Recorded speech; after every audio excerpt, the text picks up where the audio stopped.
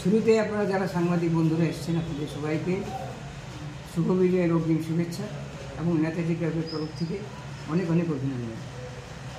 আপনারা জানেন আসন্ন দুর্গাপূজা কিছুদিন আগে থেকে যার প্রস্তুতি পুরোদমে শুরু হয়ে গেছে, তার মধ্যে একটা পার্ট আছে যেটা চাঁদা ওঠানোর ব্যাপার। এই চাঁদা ওঠানোর ব্যাপারটাকে নিয়ে ছোট্ট একটা ইস্যু নিয়ে আপনারা দেখেছেন গতকাল সোশ্যাল মিডিয়াতে যেভাবে প্রপাগান্ডা হয়েছে, সেটা নিয়ে আমাদের পুলিশ মহল থেকে শুরু করে আইনের সঙ্গে যারা জড়িত আছেন সবাই উদ্বিগ্ন ছিল এবং আমাদের ক্লাবের যারা কর্মকর্তারা আছে ওনাদেরকে ডেকে নিয়ে গেছেন। আমিও সেখানে গেছিলাম। তো সেখানে ওনাদেরও দোষ নেই, যেটা করার ছিল সেটা হয়েছে। ব্যাপারটা এতই ছোট ছিল যেটাকে এই আকারে না গেলেও হতো। তো সেই ব্যাপারটা নিয়ে আপনাদেরকে দেখিয়েছি কেন, যেহেতু সোশ্যাল মিডিয়াতে ব্যাপারটা এসছে, আপনারা যারা সাংবাদিক বন্ধু আছেন আপনাদের মাধ্যমেই আমি চাই এই জিনিসটা সাধারণ মানুষ জানুক যে ঘটনাটা কিছুই না। আর এখানে মানে কোনো রকম উস্কানিমূলক কিছু নেই, কোনো রকম ঝগড়া বা মানে অমিলের কোনো কারণ সেখানে নেই। যেমন একটা চাঁদা ওঠানোর ব্যাপার কিন্তু একটা বাড়িতে একটা চাঁদা ওঠানোর জন্য আমাদের ক্লাবের কতিপয় যারা সদস্য আছে ওনারা গিয়েছিলেন। সেখানে ওই বাড়ির যে মালিক, ওই বাড়ির মালিকের সঙ্গে আমার ব্যক্তিগত কথা হয়েছে। উনি খুবই খুশি, উনি চাঁদা নিয়ে ওনার কোনো বক্তব্য নেই, কোনো অভিযোগও নেই। কিন্তু ওই বাড়িতে ভাড়া থাকা অবস্থায় এক ব্যক্তি ছাত্র বলে নিজেকে পরিচয় দিয়েছে। জানি না উনি আসলে ছাত্র কি না, শোনা যাচ্ছে উনি হয়তো এমপি, যাই হোক যেটাই হোক উনি ছাত্র বলে বলেছেন এবং মিডিয়াতে যেটা রেকর্ডিং এসছে সেখানেও ওনাকে ছাত্র বলেই পরিচয় দেওয়া হয়েছে। ছাত্র ওনার কাছে 300 টাকা চাঁদা চাওয়া হয়েছে, উনি নিজে বলেছেন 100 টাকার বেশি উনি দেবেন না। উনি সেটা বলতেই পারেন এবং ওনার কোনো দোষ নেই। 100 টাকা ছাত্ররা পড়তে আসে, ওনাদের কাছে টাকা পয়সা না থাকারই কথা, পড়াশোনার জন্য ব্যয় হবে, তো উনি সেটা বলতেই পারেন। আমাদের এখান থেকে কেউ হয়তো বলেছে যে না আপনি এতগুলি টাকা ভাড়া দিয়ে থাকেন, আপনি 300 টাকা যদি না দিতে পারেন তাহলে তো আপনি এখানে না থাকাই ভালো, এই ধরনের একটা মন্তব্য করেছেন। যে মন্তব্যটা করাটা সমীচীন না, মোটেই সমীচীন না। কারণ কে কোথায় থাকবে, কী করবে না করবে, কে কী চাঁদা দেবে না দেবে, সম্পূর্ণ তার ব্যক্তিগত ব্যাপার। চাই আমার ক্লাবের পক্ষে যারা এই সমস্ত কথা বলেছে ওনাদের ভুলটা ওনারা বুঝতে পেরেছেন এবং সর্বসম্মুখে প্রশাসনের লোকের সামনে সেটা আমরা থানায় গিয়ে বসে সেটাকে আমরা মীমাংসা করে এসেছি। উভয় পক্ষই ছিল, উভয় পক্ষ থেকে সেই স্বীকারোক্তি পেয়ে আমরা মীমাংসা সেটা করে এসেছি। তার প্রমাণ আপনাদের কাছে দিলাম, আপনারা এটা দেখতে পারেন, এখানে আছে, এখানে মীমাংসাটা আমরা করে এসেছি। কিন্তু আমার প্রশ্ন হলো সেটা যে আপনারা সবাই জানেন যাদেরকে আমরা বলি যে উগ্রবাদী ছেলে কিংবা কাউকে বলি আমরা মাফিয়া, কাউকে বলি আমি ও ভালো না ছেলেটা, তো আপনারা সেটা স্বীকার করতে বাধ্য হবেন।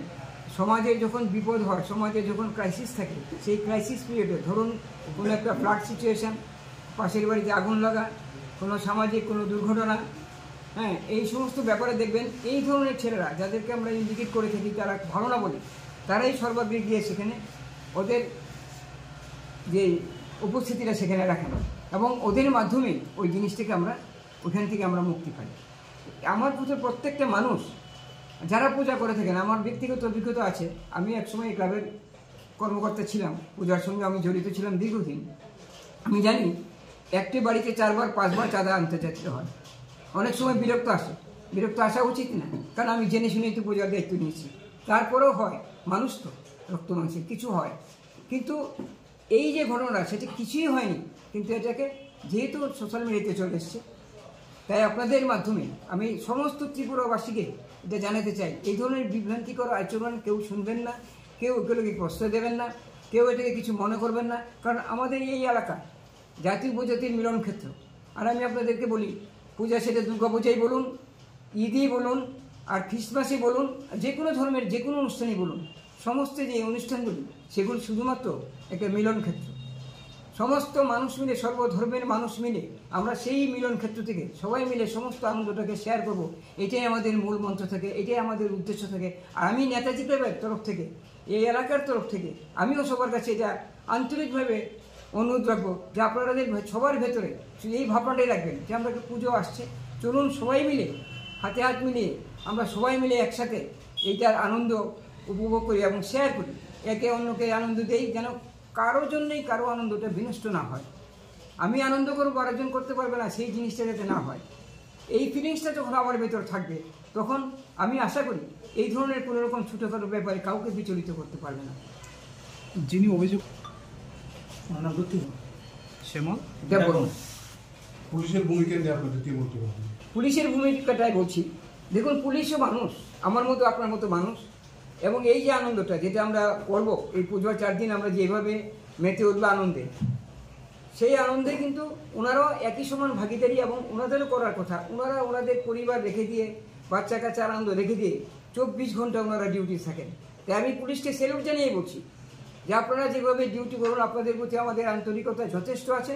এবং নেতাজি ক্লাব এলাকার তরফ থেকে, নেতাজি ক্লাবের হয়ে আমি বলছি, আপনাদের পরিশ্রম কিছুটা হলেও লাঘব করার চেষ্টা নেতাজি ক্লাবের ছেলেরা করবে। আপনাদের ডিউটি যেন সেইভাবে দিতে না হয়, এরা ক্লাব ভলান্টিয়ার দিয়ে এই এলাকার শান্তি রক্ষার দায়িত্ব নেবেন। তাই পুলিশের ব্যাপারে আমার এতটুকুই কথা, আপনারা আনন্দ করুন, সকলের সঙ্গে করুন, আপনাদের ডিউটি তো আপনাদের করতে হবে, কিছু বলার নেই দাদা, করার নেই। তবু আপনাদেরকে স্যালুট জানিয়ে বলছি, আমরা আপনাদের পাশে আছি। কারণ জনসাধারণ আপনাদের পাশে থাকবে, আপনারা জনসাধারণের পাশে থাকবেন, এটা একে অন্যের পরিপূরক হয়ে আমরা কাজ করব, এটাই স্বাভাবিক, তাই না? আগামী দিনে আমি এতটুকু বলতে পারছি। আরেকটা মাস একটা ক্লাবের প্রতি যে চাঁদাবাজির মানে প্রত্যেক বছর একটা না কোনো জায়গার মধ্যে একটা অভিযোগ থাকে, সেটাকে আপনারা কতটুকু মান্যতা দিচ্ছেন? 100বার মান্যতা দিচ্ছি। মুখ্যমন্ত্রী বলবেন সেটা মান্যতা হবে না, সেটা হতেই পারে না। এবং মুখ্যমন্ত্রী, আমরা আমাদের প্রিয় মুখ্যমন্ত্রীর কথা আমরা জানি, উনি অন্তত আইনকে সেভাবে রেখেই উনি কথা বলবেন, এবং সেটাই বলেছেন। এবং আমাদের প্রত্যেকটা মানুষের সেদিকে সজাগ দৃষ্টি থাকা দরকার, যেন কোনো অবস্থায় এর কোনো রকম ব্যতিক্রম না হয়, এবং সেটা হবেও না। আমি আপনাদেরকে কথা দিচ্ছি, যতদিন পূজার বাকি আছে, আরও চাঁদা উঠানো বাকি আছে, ওনারা আমাদের ছেলেরা যাবে, চাঁদা উঠাবে, কিন্তু সেখানে আর কোনো ধরনের এই ধরনের কমপ্লেন আপনাদের কাছে আসবে না, বা কোনো মিডিয়াতেও দেখবেন না, বা কেউ সেটা করতে পারবে না। এটা আমি এসুর করলাম আপনাদেরকে। আমার নাম তপন রায়, আমি সোশ্যাল ওয়ার্কার।